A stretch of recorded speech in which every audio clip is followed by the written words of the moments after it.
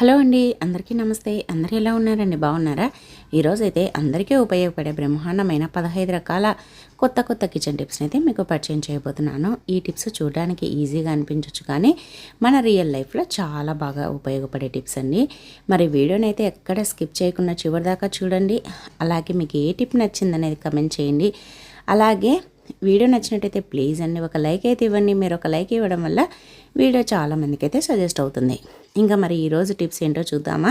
అలాగే మీకు కూడా ఏదైనా కొత్త టిప్స్ తెలిస్తే నాతో షేర్ చేసుకోవడం మాత్రం అస్సలు మర్చిపోద్దండి. ఇంకా ఈరోజైతే ఫస్ట్ టిప్ చూద్దాం. ఫస్ట్ టిప్ ఏంటంటే చూడండి, ఒక గాజు గ్లాస్ అయితే తీసుకోండి. దాంట్లో ఈ విధంగా వాటర్ అయితే పోస్తున్నాను. ఈ వాటర్లో 1 టేబుల్ స్పూన్ అంతా పసుపును అయితే వేయాల్సి ఉంటుంది.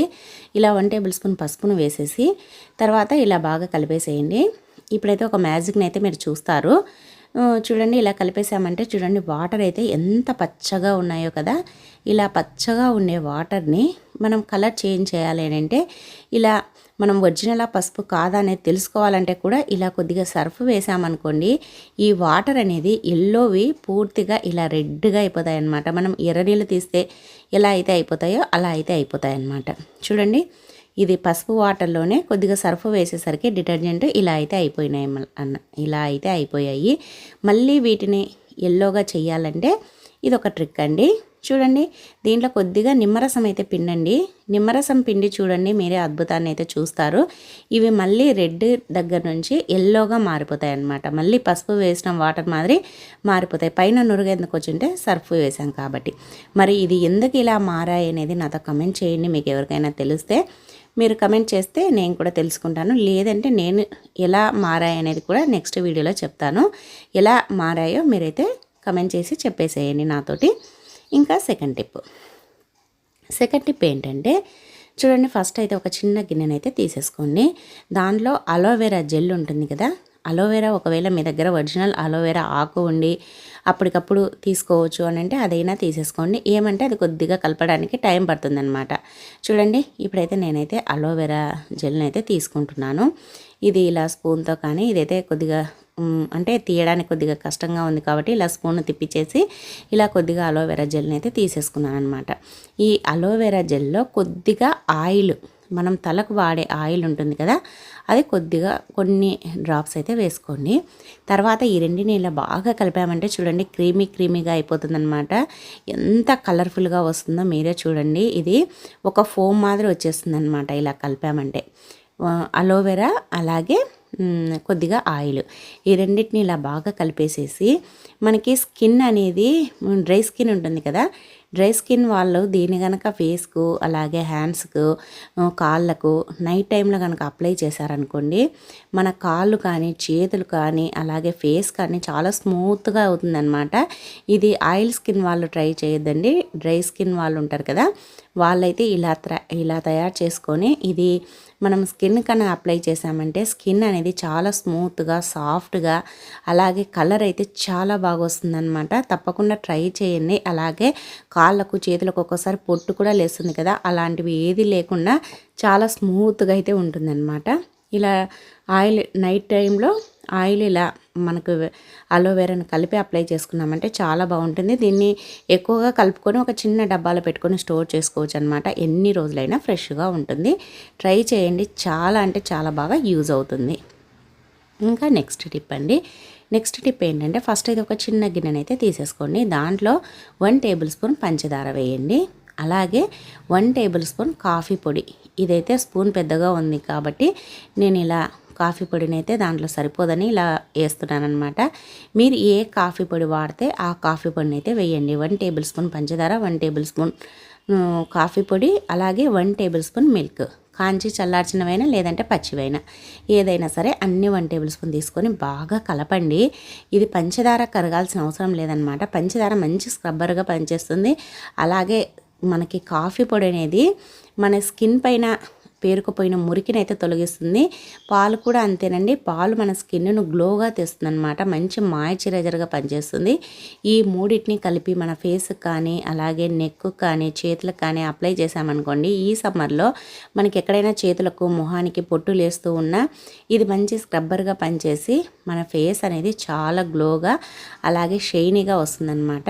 చూడండి ఇలా బాగా అప్లై చేయాలి. ఇలా అప్లై చేసేసి ఇది ఒక 10 మినిట్స్ ఆర్ 15 మినిట్స్ అయితే పెట్టేసుకొని తర్వాత కడిగేసుకున్నామంటే ఎంత స్మూత్గా ఉంటుందంటే అంత స్మూత్గా అయితే ఉంటుందన్నమాట.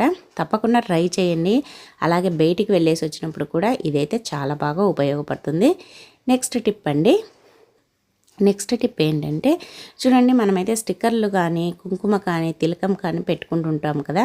స్టిక్కర్లు అయినా ఏదైనా సరే పెట్టుకున్నప్పుడు ఒక్కొక్కసారి వాటికి ఉండే గమ్ము ఉంటుంది కదా, ఆ కెమికల్స్ వల్ల మన నుదుటి పైన మనకి ర్యాషెస్ మాదిరి వచ్చేసి ఒక్కొక్కసారి ఎర్రగా దద్దులు కట్టినట్టుగా అయిపోతూ ఉంటుందన్నమాట.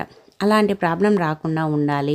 ఒకవేళ వచ్చినా పోవాలి అని అంటే మనం ఎక్కడైతే స్టిక్కర్ పెట్టుకుంటామో ఆ ప్లేస్లో మనం ఏం చేయాలంటే మన ఇంట్లో వ్యాజ్లిన్ అయితే ఉంటుంది కదా, వ్యాజ్లిన్ అయితే కొద్దిగా తీసేసుకొని ఇలా వ్యాజ్లిన్ అయితే అప్లై చేయండి. ఇలా వ్యాజ్లిన్ అప్లై చేసేసి తర్వాత మీరు కుంకుమైనా తిలకమైనా లేదంటే ఇలా స్టిక్కర్లు అయినా ఏదైనా పెట్టేసుకోండి. అక్కడ ర్యాషెస్ కానీ లేదంటే దద్దులు కానీ ఎర్రగా అయిపోయినట్టు కానీ స్కిన్ అలర్జీ కానీ రాకుండా ఉంటుంది. ట్రై చేయండి, చాలా బాగా యూజ్ అవుతుంది.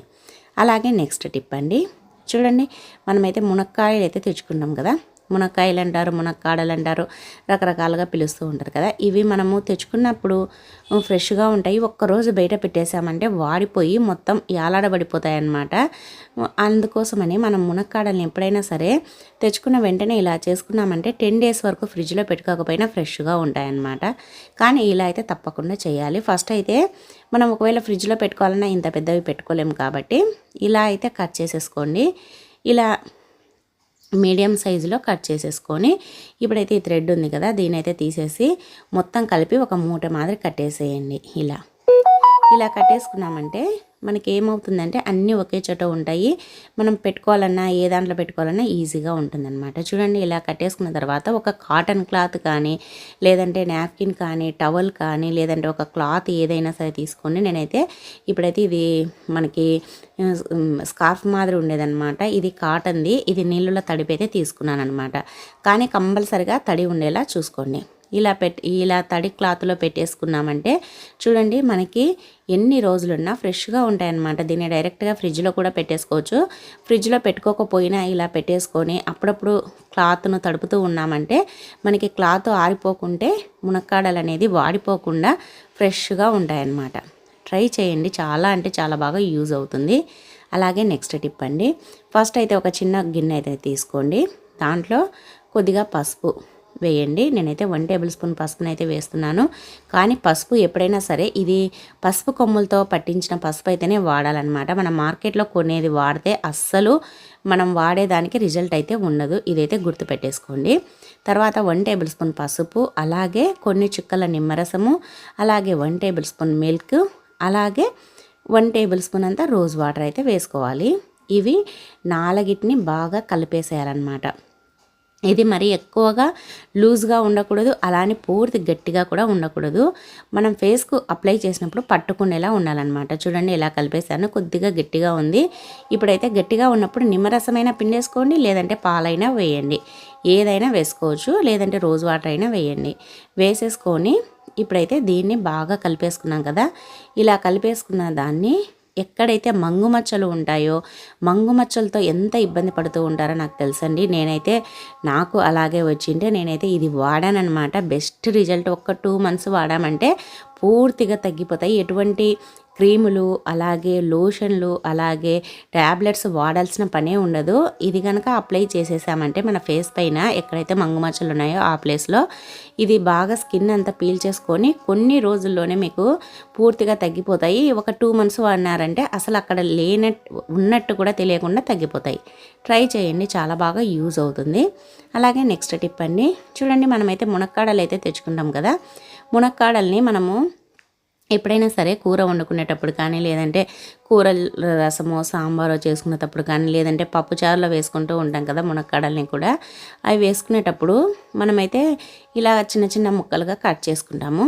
లేదంటే పెద్దగా సాంబార్ లేకైతే కొద్దిగా పెద్దగా కట్ చేసుకుంటాం. కూర లేకైతే ఇలా చిన్నగా కట్ చేసుకున్నామంటే ఉప్పు కారం అనేది బాగా పడుతుందన్నమాట. తర్వాత ఇలా అన్నీ కట్ చేసుకున్నాక మనకి ఎన్ని కావాలని మనం మునక్కాడలకి ఇలా పైన పొట్టు అయితే తీస్తూ ఉంటాం కదా. ఎప్పుడైనా సరే గుర్తుపెట్టుకోవాల్సింది ఏమంటే పైన ఉండే పొట్టును పూర్తిగా అస్సలు తీయకూడదు. పూర్తిగా తీసామంటే టేస్ట్ అనేది అస్సలు ఉండదన్నమాట. మనకి ఈ తొక్క వల్ల కూడా టేస్ట్ వస్తుంది, అలాగే మంచిది కూడా హెల్త్కి. అందుకోసమని తొక్కనైతే పూర్తిగా తీయద్దండి. ఒక లేయర్ వదిలి ఒక లేయర్ని అయితే తీయండి. ఇలా పూర్తిగా తీయకుండా ఇలా సగం పొట్టు తీయాలి, సగం అలానే వదిలేసేయాలన్నమాట. పొట్టు పూర్తిగా అలానే ఉన్నా అవి సరిగ్గా ఉడకవు, తిన్న కూడా టేస్ట్ ఉండదు, కొద్దిగా చేదు మాదిరి అనిపిస్తాయి. అందుకోసమని తొక్కను పూర్తిగా పెట్టకుండా ఇలా ఒక లేయర్ను వదిలి ఒక లేయర్గా తీసుకున్నామంటే మనం కూరలో వేసుకున్న, సాంబార్లో వేసుకున్న, అలాగే పప్పుచారులో వేసుకున్న సూపర్ టేస్ట్ అయితే ఉంటాయి. ఉప్పు కారం మసాలాలు కూడా బాగా పడతాయి అన్నమాట అలా తీయడం వల్ల. తప్పకుండా ట్రై చేయండి.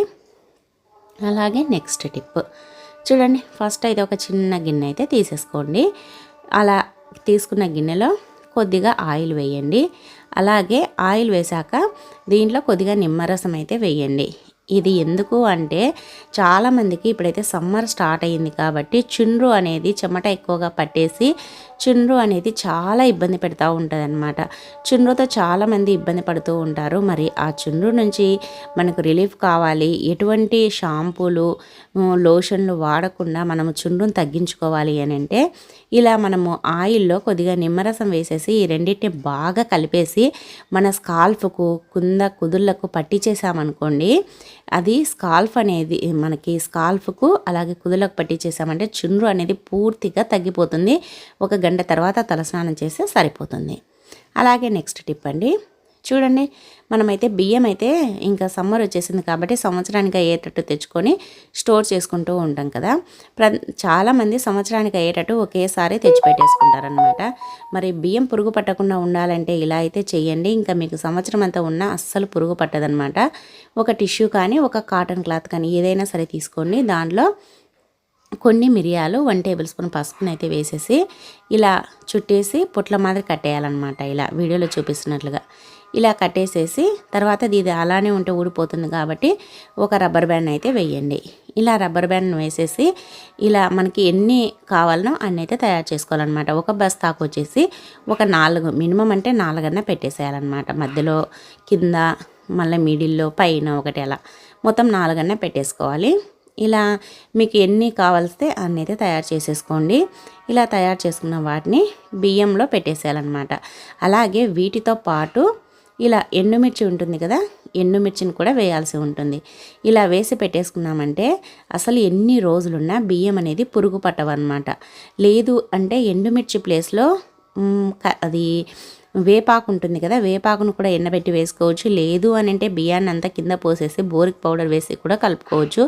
లేదంటే కల్లుప్పు ఉంటుంది కదా, ఉప్పు కలిపి పెట్టుకున్నా కూడా బియ్యం అనేది పురుగు పట్టదు. ఏదైనా ట్రై చేయండి, బెస్ట్ రిజల్ట్ అయితే ఉంటుంది. ఇంకా నెక్స్ట్ టిప్ అండి చూడండి.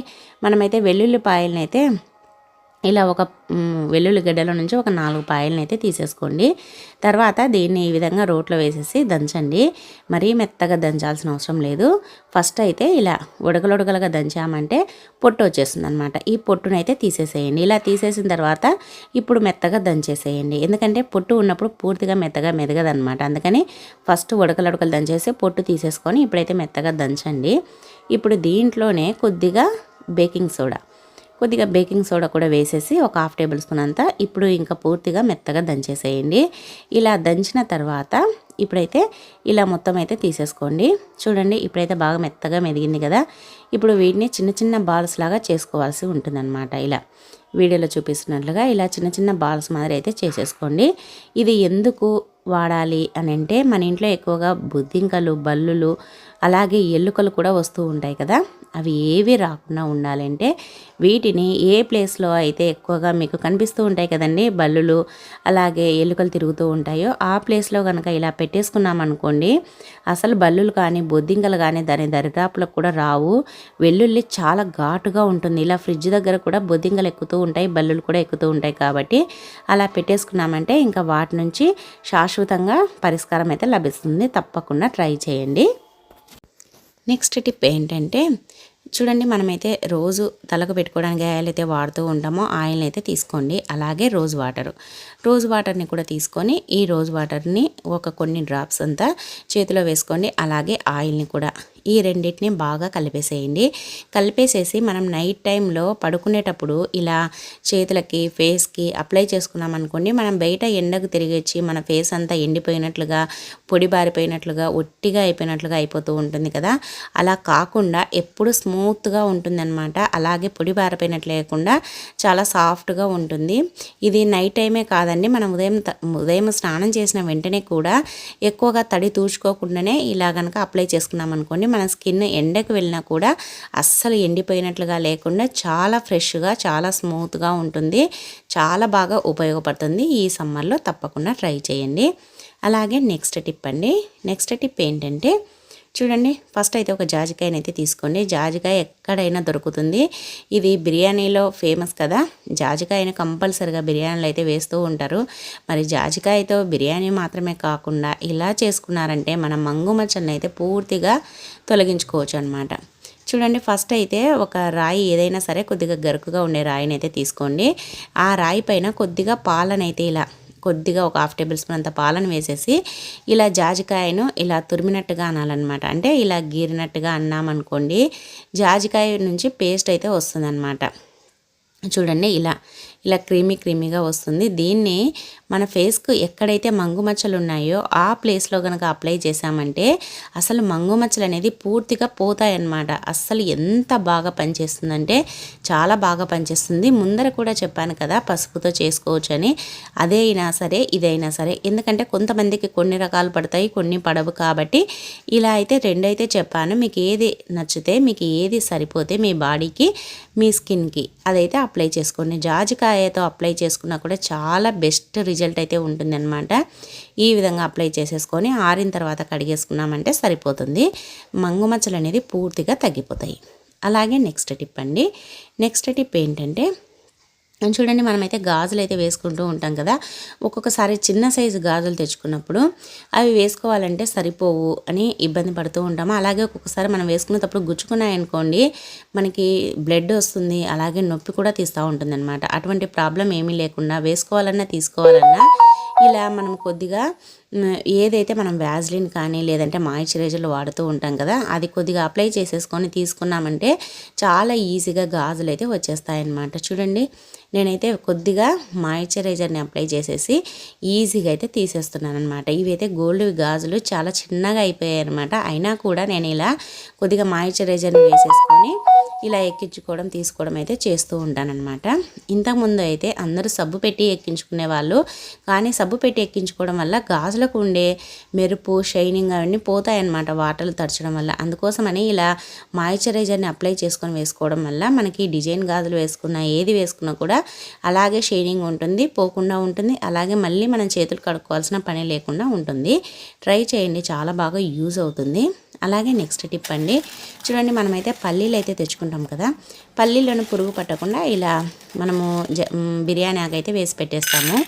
కానీ పల్లీలు మనకి పిల్లలకి స్కూల్ నుంచి ఇంటికి వచ్చాక మనము పల్లీలు ఇచ్చామనుకోండి, రోజు ఐరన్ అనేది బాగా వస్తుందన్నమాట. పల్లీలు బెల్లము ఈ రెండింటిని కలిపి తిన్నారంటే బ్లడ్ అనేది చాలా బాగుంటుంది. ఆడపిల్లలకి ముఖ్యంగా మనం సాయంత్రం పిల్లలు స్కూల్ నుంచి రాగానే జంక్ ఫుడ్ అవి ఇవి పెట్టకుండా ఇలా కనుక కొన్ని పల్లీలు కొద్దిగా బెల్లం వేసి ఇచ్చామంటే హెల్త్కి మంచిది, బ్లడ్ బాగా ఇంప్రూవ్ అవుతుంది.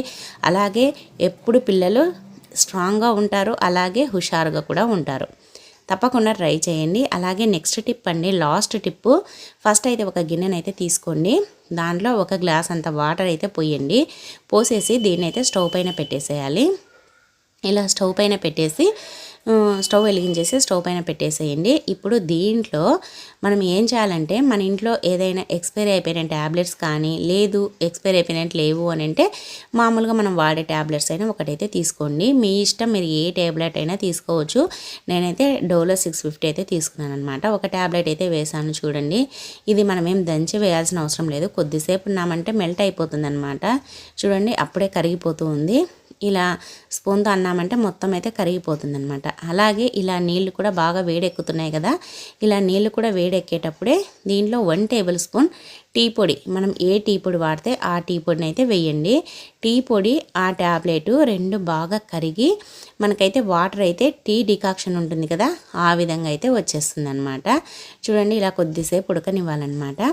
మనకు టీ డికాక్షన్ ఎలా ఉంటుందో సేమ్ అలానే వచ్చేస్తుంది కలర్ అయితే. ఇలా కొద్దిగా సేపు కలుపుతూ మనం ఉడికించాల్సి ఉంటుందన్నమాట. చూడండి ఇలా ఉడికిన తర్వాత ఇప్పుడైతే దీన్ని ఇంకా బాగా ఉడికింది కదా, స్టవ్ ఆఫ్ చేసేసేయాలి. స్టవ్ ఆఫ్ చేసేసి ఇప్పుడైతే దీన్ని చల్లారనివ్వాలి. చల్లారిన తర్వాత ఇలా ఇంకొక గిన్నెలోకి అయితే వడగట్టేసుకోవాలన్నమాట. ఎందుకంటే ఈ టీ పొడి ఉంటే మనం స్ప్రే చేసేటప్పుడు ఇది అడ్డు వస్తుంది కాబట్టి. చూడండి కలర్ అయితే ఎలా వచ్చాయో. ఇప్పుడైతే దీన్ని ఒక స్ప్రే బాటిల్లోకి అయితే పోసేసుకోవాలి. ఒకవేళ స్ప్రే బాటిల్ లేకపోతే నార్మల్ బాటిల్ కూడా మూతకి హోల్స్ పెట్టేసి పోసేసుకోవాలన్నమాట.